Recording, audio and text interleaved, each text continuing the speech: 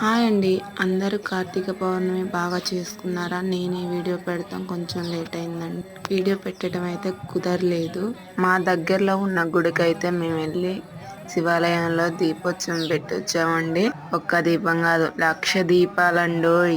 అంటే నేను ఒక్కదాన్నే కాదు, ఆ గుడి ఆవరణంలో ఆ గుడికి సంబంధించిన వారు 1,00,000 దీపోత్సవం ఏర్పాటు చేశారు.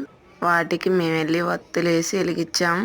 మా పూజ పూర్తి చేసుకొని ఆ పూజలో కూడా పాల్గొన్నాం. అక్కడ వచ్చిన భక్తులందరూ కూడా ఆ దీపోత్సవంలో పాల్గొన్నారు. నాకైతే చాలా బాగా నచ్చిందండి. 1,00,000 దీపాలు అందుట్లో చాలా బాగా నచ్చింది.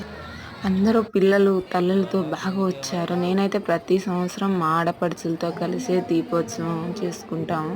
మేము ముగ్గురం వేరే వేరే కాడున్నా కానీ ఉపవాసం ఉండి కలిసి గుడికెళ్ళి దీపోత్సవం చేసుకుంటా. నాకు వాళ్ళతో కలిసి దీపోత్సవం చేసుకోవటమే చాలా ఇష్టం. కానీ చాలా మంది వచ్చారండి ఆ దీపోత్సవానికైతే. నేనైతే గట్టిగా గోరేసుకున్నాను. నాకు తెలీదు ఈ వీడియో తీసే సంగతి. దండం పెట్టుకునేటప్పుడు పూజ అయిపోయాక అక్కడ దీపాలు చూసి నాకైతే చాలా సంతోషంగా ఉంది. ఆ రోజు ఉన్న ఉపవాసం కూడా గుర్తులేదు. కడుపు నిండిపోయినట్టు అనిపించిందండి. ఇక ఓం నమ శివాయ అని కడుపులో సంతోషంగా తలుసుకున్న దేవుణ్ణి.